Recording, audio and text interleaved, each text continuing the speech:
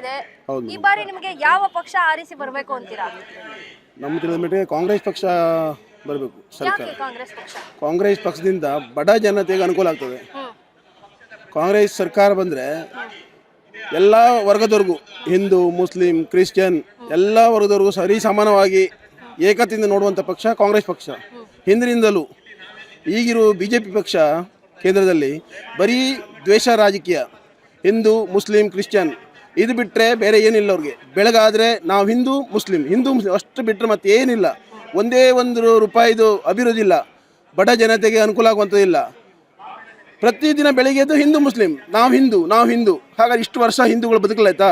ಈಗ ನಾವು ಕಾಂಗ್ರೆಸ್ ಇವರೆಲ್ಲ ಹಿಂದೂ ಅಲ್ವಾ? ನಾವು ಪ್ರತಿಯೊಬ್ಬರು ನಾವು ಇಲ್ಲಿ ನೋಡಿ ಇಷ್ಟೊಂದು ಜನಸಂಖ್ಯೆ ಪೂರ್ವ ಜನ ಹಿಂದೂನೇ ಇಲ್ಲಿರೋರು. ಹಾಗೆ ನಾವು ಹಿಂದೂ ಅಲ್ವಾ? ಇವರು BJPಯವರು ಮಾತ್ರ ಹಿಂದೂ ಗುತ್ತಿಗೆ ಕೊಟ್ಟಿದ್ದಾರಾ? ಸರ್, ಈಗ ನಿಮ್ಮ ಕ್ಷೇತ್ರದ ಈಗ ಇರ್ತಕ್ಕಂಥ ಹಾಲಿ ಸಂಸದರು ಅನಂತ್ ಕುಮಾರ್ ಹೆಗಡೆ ಅವರು 6 ಬಾರಿ ಗೆಲ್ತಾರೆ. ಏನು ಅಭಿವೃದ್ಧಿ ಮಾಡಿದ್ದಾರೆ? ಏನು ಮಾಡಿಲ್ಲ. ಒಂದೇ ಒಂದು ರೂಪಾಯಿದು ಅಭಿವೃದ್ಧಿ ಮಾಡಲಿಲ್ಲ. ಇಷ್ಟು 6 ಬಾರಿ ಆಯ್ಕೆ ಆದ ಲೆಕ್ಕದಲ್ಲಿ ನಮ್ಮ ಜಿಲ್ಲೆಯಲ್ಲಿ ದೊಡ್ಡ ಫ್ಯಾಕ್ಟ್ರಿ ಮಾಡಬೋಯಿತ್ತು, ಒಂದು ದೊಡ್ಡ ಮಲ್ಟಿಪಲ್ ಹಾಸ್ಪಿಟಲ್ ಮಾಡಬೋಯಿತ್ತು. ಈಗ ನಮ್ಮ ಜಿಲ್ಲೆಯವರು, ಉತ್ತರ ಕನ್ನಡ ಜಿಲ್ಲೆಯವರು ಒಂದು ಸಣ್ಣ ಜ್ವರ ಇದು ಬಂದರೂ ನಾವು ಕುಂದಾಪುರ, ಮಂಗಳೂರು ಹೋಗಬೇಕು. ಯಾಕಂದ್ರೆ ಇಲ್ಲಿ ನಮ್ಗೆ ಸ್ಪೆಷಲಿಸ್ಟ್ ಇಲ್ಲ ನಮ್ಮ ಜಿಲ್ಲೆಯಲ್ಲಿ. ಆರಾಮ್ ಮಾಡ್ಬೋಯ್ತು. 6 ಬಾರಿ ಸಂಸದಲ್ಲೇ ಇದ್ದಾಗೆ ಕೇಂದ್ರ ಸರ್ಕಾರ ಇತ್ತು, 2-3 ಅವಧಿ ಅವ್ರದೇ. ಆರಾಮ್ ಒಂದು ದೊಡ್ಡ ಹಾಸ್ಪಿಟಲ್ ಮಾಡ್ಬೋದಿತ್ತು ನಮ್ಮ ಜಿಲ್ಲೆಯಲ್ಲಿ. ಕುಮಟಾ, ಹೊನ್ನಾವರ ಎಲ್ಲರೂ ಮಾಡ್ಬೋದಿತ್ತು. ಎಲ್ಲ ಬಡ ಜನರ ಅನುಕೂಲ ಆಗ್ತಿತ್ತು. ನೋಡಿ ದಕ್ಷಿಣ ಕನ್ನಡ ನೋಡಿ, ಮಾರಿ ಎಷ್ಟೊಂದು ದೊಡ್ಡ ಒಳ್ಳೆ ಹಾಸ್ಪಿಟಲ್ ಇದೆ. ಅಲ್ಲಿ ಸಂಸದರು ಅಷ್ಟು ಕೆಲಸ ಮಾಡಿದ್ರು. ಇಲ್ಲಿ ನಮ್ಮ ಸಂಸದರು ಏನೂ ಸುಖ ಇಲ್ಲ. ಹಾಗಾಗಿ ಬದಲಾವಣೆ ಬಯಸ್ತಿದ್ದೇವೆ. ಬದಲಾವಣೆ ಬಯಸಬೇಕು, ಬದಲಾವಣೆ ಆಗಲೇಬೇಕು. ಇಲ್ಲವಾಗೆ ನಮ್ಮ ಜಿಲ್ಲೆಯಲ್ಲಿ ನಮ್ಮ MP ಅಭ್ಯರ್ಥಿ ತುಂಬ ಒಳ್ಳೆ ಇದ್ದಾರೆ.